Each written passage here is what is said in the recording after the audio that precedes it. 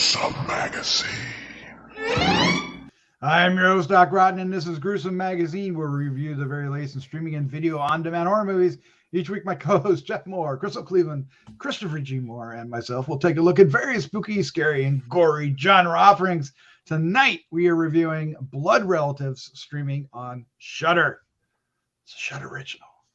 All right, with me this week is my co-host, Jeff Mohr. Jeff, how you doing? I had a 73 Dodge Charger, but I wished I'd have had a 69 Barracuda. But I'm doing good. I'm doing good. Also joining this week is Crystal Cleveland, the living dead girl. I don't know enough about vehicles, but I'd probably take either one of those because they sound cool. But I mean, I do like Barracuda. And then like playing the song while I'm driving, I think I would be like, okay, this is super nerdy. I'm done. You're done. All right. All right. Also joining us is award-winning filmmaker, Christopher G. Mohr. How you doing, sir? Doing good. I thought I'd schlep over here and join you schmeals. Oh, yeah. Okay. Schlep. Yep. Yeah. Schlepper. Darn it. All right. We are here to review a Blood Relatives. So we're going to start off giving you our first impressions. That will be spoiler-free. Then we'll dive into a discussion. We will get into some spoilers. There's a few. And then we'll wrap things up with our score 1 to 5 and our favorite scene. And of course, if you enjoy not only this review, but many others that we have on the site, we hope you hit the like side, the the subscribe, the share with a friend. I can do this because every little click helps. Yes. We're trying to reach a goal of 5,000 subscribers, and only you can help us do it. That's true. All right, let's take a look at the CAD. Blood Relatives. The CAD? The CAD. Blood Relatives 2022 on SHUDDER, available beginning November 22nd, 2022. Francis, a 115-year-old Yiddish vampire, still looks 35. He's been roaming America backroads in his beat-up muscle car for decades, keeping to himself and liking it that way. One day, a teenage kid even, Jane, shows up.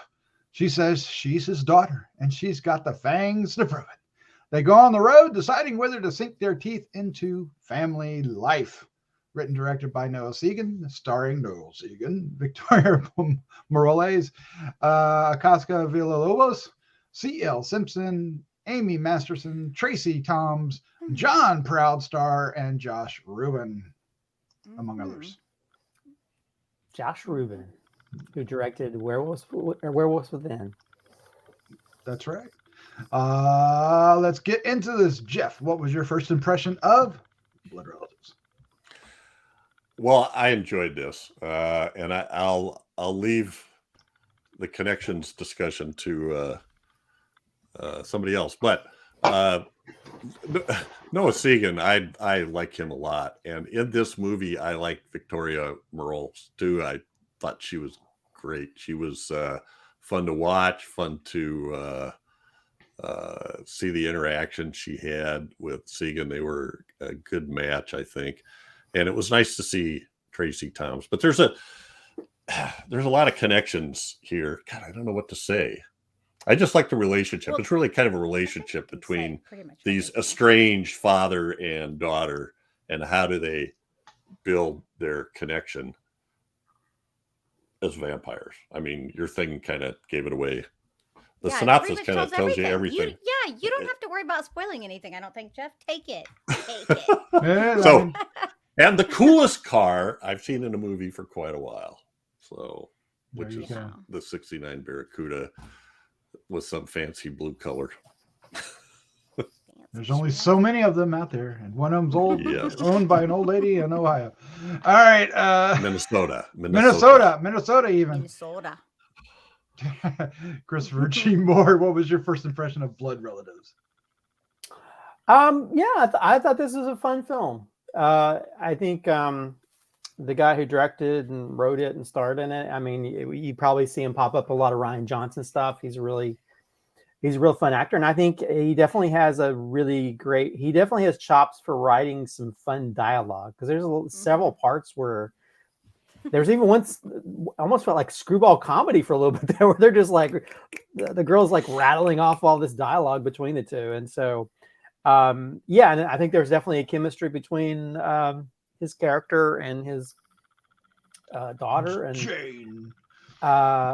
and yeah, and I think I love that it's a, you know, again, we see a lot of different types of vampire films, but we've never seen a Yiddish vampire.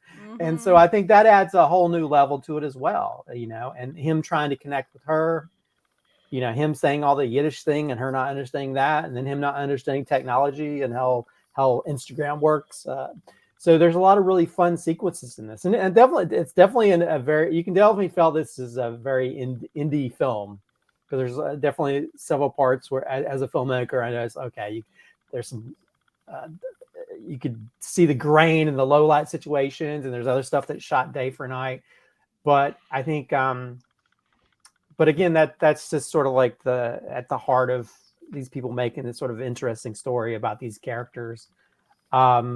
Yeah, it's sort of a fun, you know, story about you know, familial relationships, and you have all the little stuff that's involved with vampires, you know, whether it's, you know, being invited in, or all the different little things that they don't have to sit there and explain what vampires do, you know. Right. Although I think there's only one part that I kind of groaned at, and that's how they try to incorporate another mythology into it. That didn't work for me. It just felt kind of shoehorned in. It was cute, I didn't like that. That I was like, It was a little on the nose. that was, yeah, a little on the eyebrows. That too. But yeah, I enjoyed this. I was entertained by it. That was the only thing I was like, they should have cut that. That didn't really work. No, I loved it. That felt like it. That felt like, yeah, that that was the cheesy thing that kind of took me out of the film for like one second. Okay, so I get it from Christopher's perspective, but that was one part where I was like, God, that's like, they need to do their brows. It's like really bad, guys. No, just kidding. Anyway, I thought it was cute. And then the little hair and the moon. It's silly. It was on the nose, but I called this a family film before we started this, and I stand by that. Does it have some gore? Yes. Does it have some violence? Yes. It's still a family film in my mind. It's about family. It's about what makes your family and who is your family. And Noah did a phenomenal job. I mean, both of them did. Jane, the girl who plays Jane, oh my gosh, so cute. She's precious. Yes. And I love how I don't want to get, we're just telling first. I'm sorry, I'm getting too far into it. Yes, this movie, I think it was shot really well. I enjoyed the characters. I liked the interplay between the two characters. Clearly his car is the real winner of this movie, obviously. I like how he had like lived his life, and how he was very set in his ways. And then, you know, when she comes along, it's about how we deal with these unexpected changes, and about how we, you know, learn to live with our family, and how we intermingle and grow to love one another, as it were, I guess. But yeah, so this is just first impressions. I want to say a lot more, but that's going to be after our first impressions. So I really enjoyed it. I really liked it. I think this movie's really cute. Like, I think this could be I think this could be a good intro film for teenagers.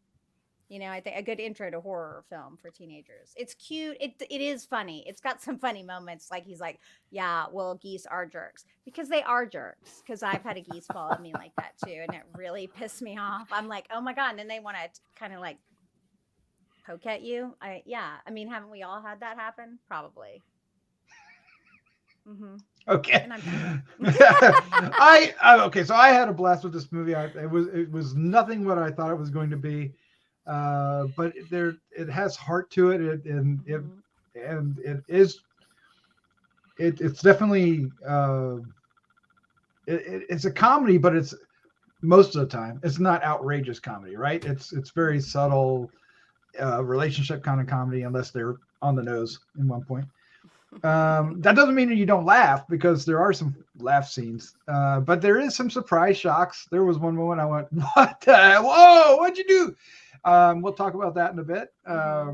But this is okay. So I'm going to be 100% behind Crystal with this. This is a family film, and here's why.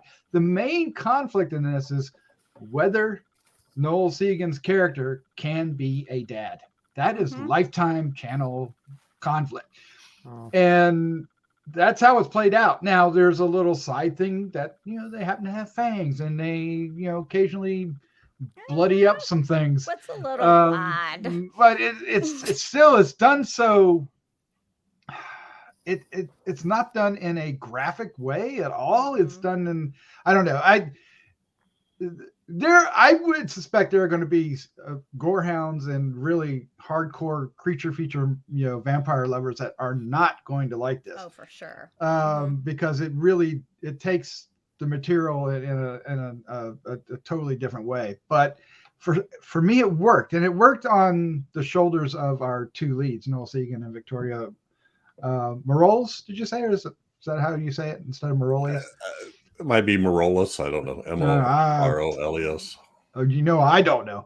But the two of them were so good, and they're like, I think somebody else said, their chemistry was really strong, and I felt their okay. So there was some friction between their personalities, but yet there was these similarities that would come through. That when they did were really. Really strong storytelling, and the acting from both of them was fantastic. I like this movie. I wanted something different, but I kind of liked what I got.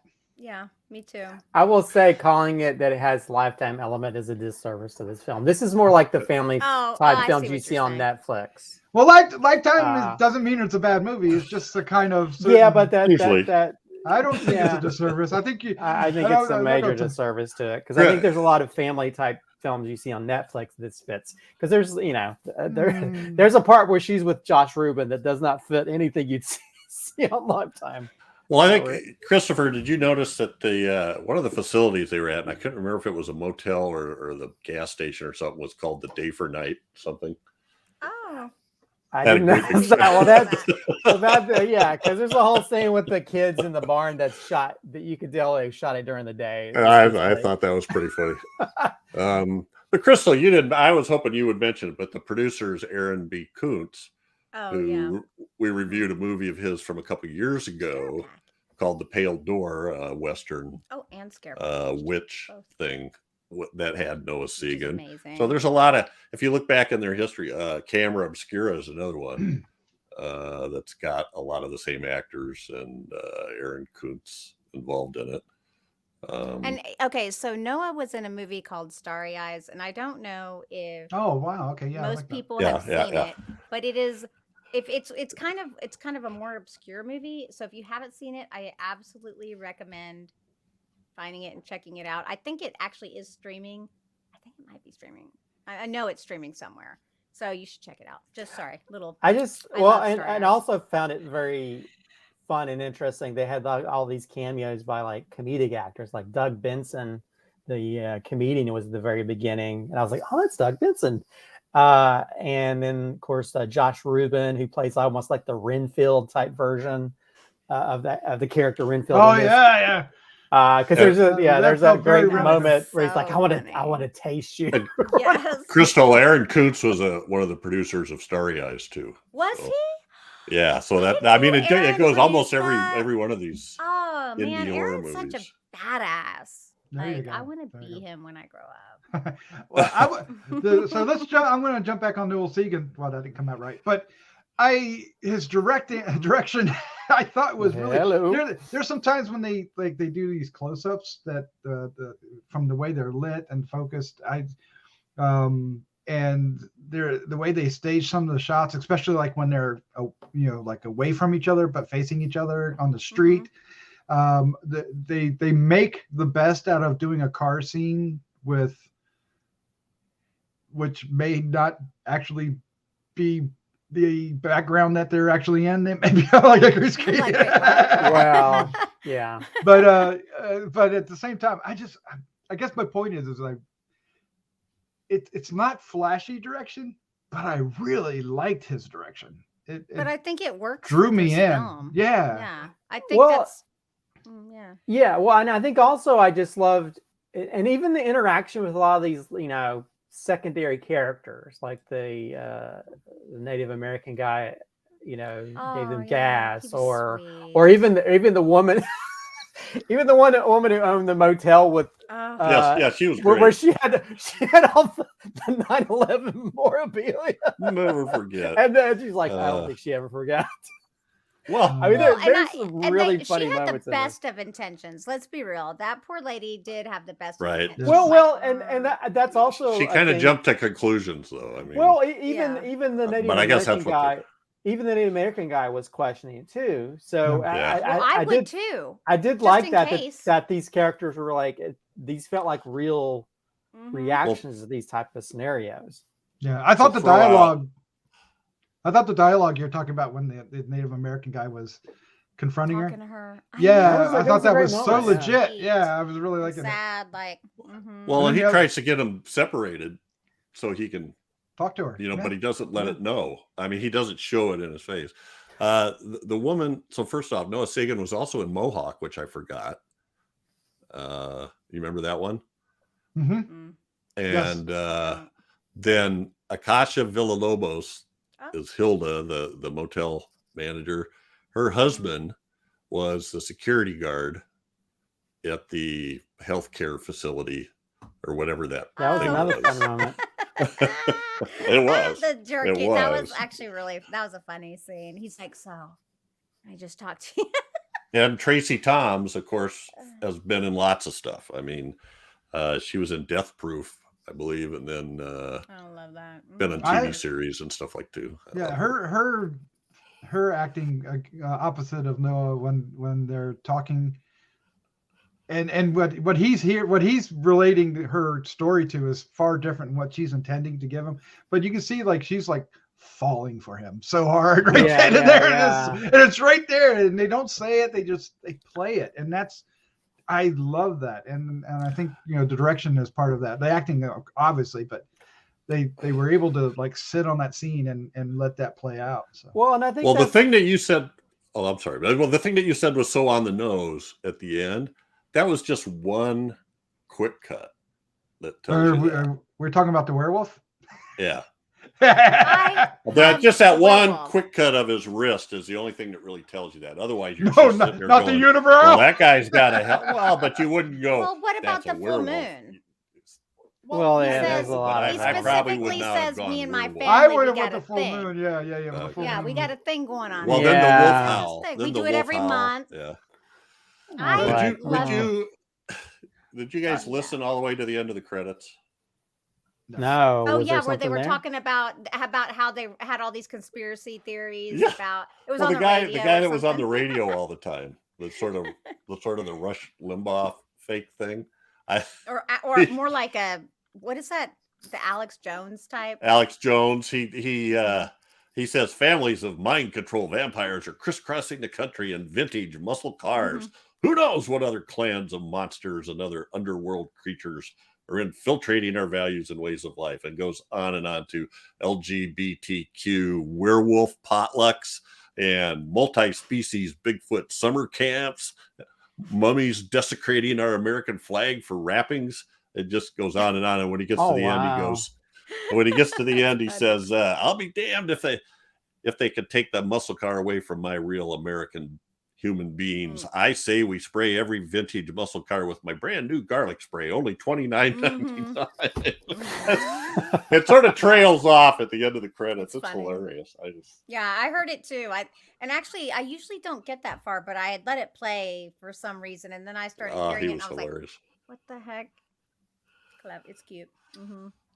We don't know where those mummies come from. One of those countries over there. Well, and I think that's, to me, that's I think everybody kind of pulled off their parts well, but I think also just the dialogue and stuff just works. I mean, there's like a really, I think one of one of my favorite funny moments is where he walks into that lobby of the motel or whatever, and she finds that ground beef or whatever, and she's eating like this. Oh yeah. And he's like, what are you, a monster? Use a fork. Okay, but wait. And it's like the comedic timing on that just made me laugh so loud. Well, the She's background like, too. Like, that my phone is dead, and he's like, so am I. Yeah, I know. Oh, yeah. But it was like that. it. And they went on, there's also the joke when they try to go after the biker guy and he opens the thing. That's that actually was my awesome. favorite scene. That's my favorite scene. The vomit. That's my favorite. God. I mean, her face. But then it's like, I mean, there's so many moments, or when Josh Rubin is like, I want to taste your flesh or whatever, and she's like, let me. Oh God, he was great. Josh Rubin is hilarious. Is one of the most hilarious people. You should follow him on like social media. He's so amazing. It's gross. And then then they have the scream gag with the 3 screaming that has one of the most shocking endings to that. That was so wonderful. The timing, the pacing on this at times is wondrous. But then there are times when it kind of slows down. But at the same time, I don't know. I really got into the characters. I think the characters, all the characters, even the characters they run into, like Nathan to John Proud, played by John Proudstar, excuse me, was he's like, what can I do to help? He lets them use the thing, right? And even like when they paint his eyes, so he closes his eyes and. The driver's license. I'm not sure if you can get away with that, but it still was kind of. Make sure you keep your eyes closed so we can go out in the sun. Or you got a thick layer of pancake makeup and rouge. Yep. It looks so funny. But yeah, I had a blast with this. Exciting stuff. But I really want to find somebody that's really hardcore vampire fan and what they think of it. If they can, well, I know you are, but But I like everything. But does it connect? Yeah. Well, I liked his backstory too. That we see the concentration camp tattoo on his arm, and he's Jewish, and he's always using these Yiddish phrases all the way through. And half the time, the first guy he meets, first guy he meets is like, he was an anti-Semite. It was an easy choice. All right, well, let's go ahead and wrap this up. Let's give our score 1 to 5 and our favorite scene. Crystal, you are up first. Oh, I'm not first, but I'll Why take not? it. Jeff, you are up first. Oh, am I up first? Yes. Crystal, I'll let her have it. I'm giving this a 4 too. I had a lot of fun with it. I watched both these movies twice. It didn't bother. I never once was lagging. I was into them just as much the second time, watching the. Oh, nice. I'm glad it holds up. They held up, I thought. And nobody knows what I'm talking about when I say both of these movies. Sorry. Yeah. You know. And I just liked the people involved in this movie. Crystal's kind of got me looking for Aaron Kuntz stuff, and I like Noah Segan, and now I like Victoria Morales and these other characters. They were good. So 4. Favorite scene. I can't take the one. I'm going to take the head bash into the wall. That actually shocked me. That honestly. shocked me Came out too. of nowhere. That's when I said, "Ooh, WTF." Didn't know I was that strong. Yeah. But the screams before that were Well, you could have the scream. That's classic, right? That's classic comedy setup. Yes, and then they twisted at the end. It was great. Love it. All right, Christopher G. Mohr, you're up next. Your score, your favorite scene. I really enjoyed this film. I think me, I love a good horror comedy, and I think this definitely fits the bill. It's so well written with the dialogue, and I think they did a great job in casting and stuff. I'd love to see more stories told in this world, to be honest. I mean, I'm sure Well, they'll probably run into other Universal monsters, I guess, at this point. But yeah, I give it a 4. And as for favorite scene, I don't know. I guess the interaction with Josh Rubin.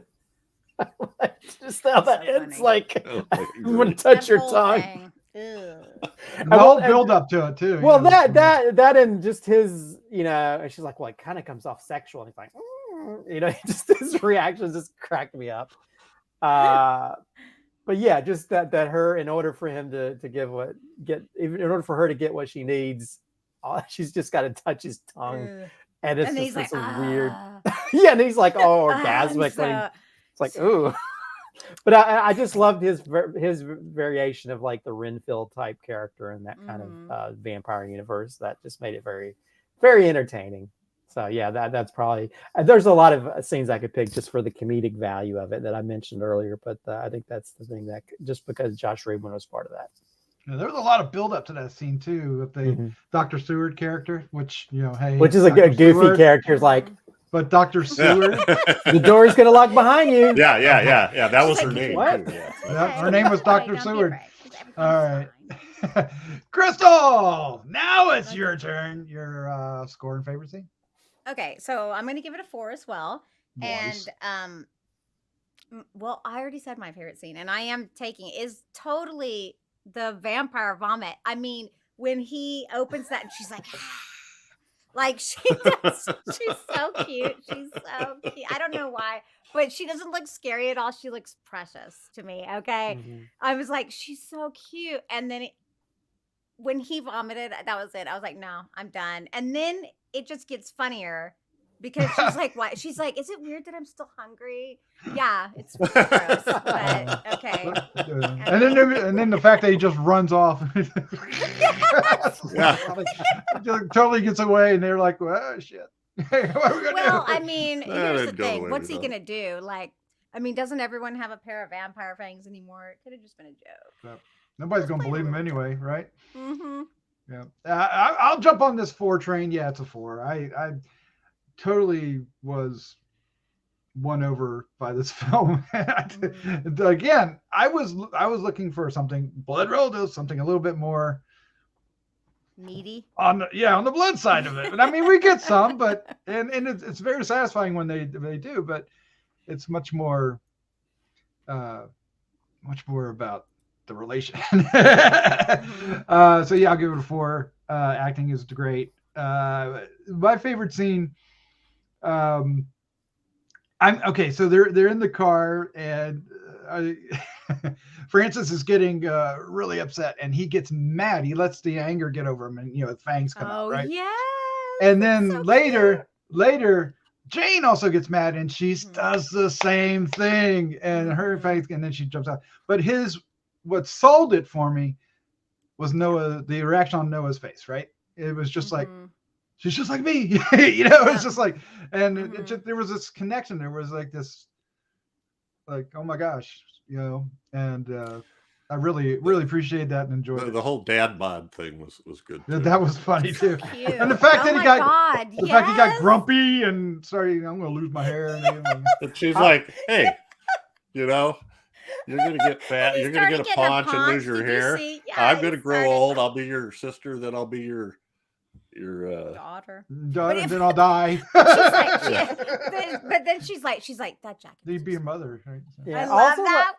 I did also like the way they did stuff with the score, whether it be the use of the classical music or they actually had almost like this Jewish type music that played at certain points that sort of added. Oh, right, exactly. Oh, yeah, the beginning. Yeah, absolutely. And then he played the God of Damerung all the time in his car. Yes. That's how she knew it was him. Didn't they drive off in the sunset at the end?